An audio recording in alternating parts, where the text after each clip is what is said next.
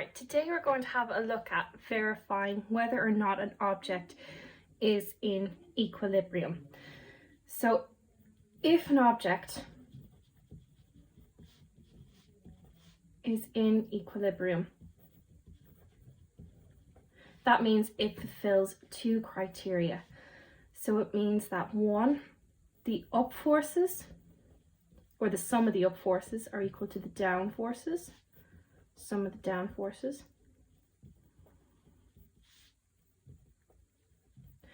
And two, it means that the clockwise moments are equal to the anti-clockwise moments. So in this video, what we're going to do is we have a meter stick here with a number of forces acting on it, and we're going to see if this meter stick is in equilibrium about the 50 centimeter mark. So that means that we have to check that these two criteria apply to this meter stick. So a force, we've already seen, can cause acceleration, but it can also cause a rotation, and this is where we get a moment of a force. So the moment of a force is given by the formula m is equal to F times d, where F is the magnitude of the force, and that's in newtons. And d is the perpendicular distance from the force to the fulcrum. Now the fulcrum here is the turning point of the force. So as in when I open a door, the fulcrum in that case would be its hinges. And the force I'm applying is when I'm pushing or pulling open the door, and it rotates about its hinges.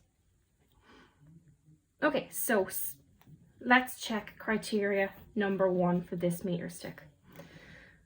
So our up forces here are 4 newtons, 3 newtons and 3 newtons, because they're pulling the meter stick up the way. So that means our up forces equal 4 plus 3 plus 3. And that gives us 10 newtons. And then our down forces. So this 1 Newton force here is the weight of the meter stick, and we still count that as a down force. And then we've got a 5 newtons here, a 1 Newton, a 2 Newton and a 1 Newton. So our down forces in total are 5 plus 1, don't forget to add the weight, plus 2 plus 1. So 5, 6, 7, 9, 10. 10 newtons. Okay, so now we can see that the sum of the upward forces equal the sum of the downward forces. So that means that our first criteria for equilibrium checks out. But both of these have to apply in order for this meter stick to be in equilibrium. So now we have to check out number 2. Do the anti-clockwise moments and the clockwise moments equal? So I'm going to take it about the 50 centimeter mark, which tends to be the center of gravity. So that's where the weight acts down. So as in, take for example this 3 Newton force. If I pull this up, that means this meter stick is going to go in this direction. So this is an anti-clockwise moment.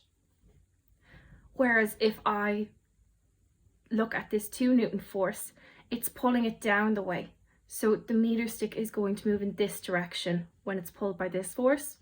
So this is a clockwise moment because it's going to take the meter stick in a clockwise direction. Same for this 1 Newton force as well. So if I tug down on this meter stick by this side, it's going to move in a clockwise direction. This 1 Newton weight force, that's just down straight, and we know from our moments force that it's equal, or that from our formula for the moment of a force, that the force is equal, or the moment is equal to the force times the perpendicular distance.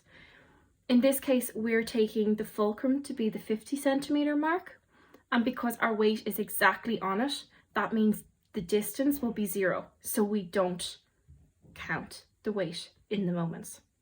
Right? If you were to take it from any other point, let's say we took it from the 1 centimeter mark, then you would count it as a moment. But in this case, we're taking the center of gravity to be 50 centimeters, and we're taking our fulcrum about that. Okay, so this 1 Newton force here, so if I pull down with force 1 newtons here, it's going to turn the meter stick this way. So that's going to be an anti-clockwise force. And likewise for this 5 newtons here. And then for this 4 newtons, if I pull the meter stick up on the left, it's going to move in a clockwise direction. So that's a clockwise moment, and likewise so is this 3 newtons. Okay. Now we have to add up the sum of our clockwise and our anti-clockwise moments. All right, so let's start off with the clockwise. So we have 4 newtons. So our moment of each force, or each force here, is the force, the magnitude of the force. So this one is 4 newtons. And then this is 30 centimeters away from the fulcrum. So I know you might immediately think to put in 20 centimeters, but the perpendicular distance is 30 centimeters. And we always work in SI units. So I'm going to convert that to meters. So that's times 0.3, because our moment of a force is the magnitude of the force times the perpendicular distance from the fulcrum, which in this case is 0.3 meters. So that's going to give us 1.2, and our units for moment of a force are Newton meters. Okay, our next clockwise force is the 3 newtons, and that is a distance of 10 centimeters from the fulcrum. So we'll multiply that by 0.1, and that gives us 0.3 Newton meters.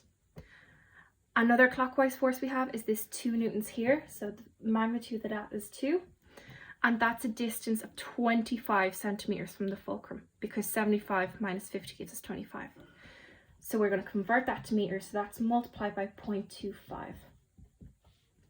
So we got 2 times 0.25, so that gives 0.5 Newton meters. And then lastly, we have this 1. And that is a distance of, well, it's on the 100 centimeter mark here. So that's a distance of 50 centimeters from the fulcrum. So that's going to give us 1 times 0.5, which is also equal to 0.5 Newton meters. So when we add all these up, we get 0.5 and 0.5 is 1. That's 1, and then 0.3 is 1.3, and 1.2 will give us 2.5 Newton meters. So that's the sum of our clockwise moments. So now I'll have a look at the anti-clockwise. Okay, so our first one here is 3 newtons, and we multiplied that by the perpendicular distance from the fulcrum. So 60 minus 50, there's a difference of 10 centimeters there. So I'm going to multiply the 3 by 0.1 meters. And that's going to give me 0.3 Newton meters. Our other anti-clockwise moment here is this 1 Newton, and that's at the 30 centimeter mark. So it's a distance of 20 centimeters from the fulcrum. So I'm going to multiply 1 by 0.2. And that'll give me 0.2 Newton meters. And then our last anti-clockwise moment is this 5 newtons here. So the magnitude of that is 5, and that rests on the 10 centimeter mark. So that means that the distance from the fulcrum is 40 centimeters. So I'm going to multiply that 5 by 0.4. And then 5 times 0.4 is going to give me 2.0 Newton meters. And then when I add those up, that's going to give me 2.5 Newton meters. So as we can see here, the sum of our clockwise moments is equal to the sum of our anti-clockwise moments.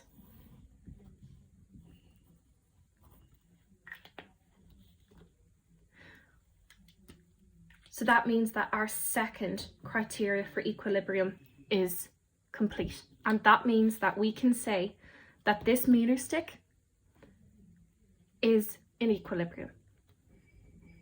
So when you want to verify that an object is in equilibrium, you have to check these two things. Are the sum of the up forces equal to the sum of the down forces? And are the sum of the anti-clockwise moments equal to the clockwise moments?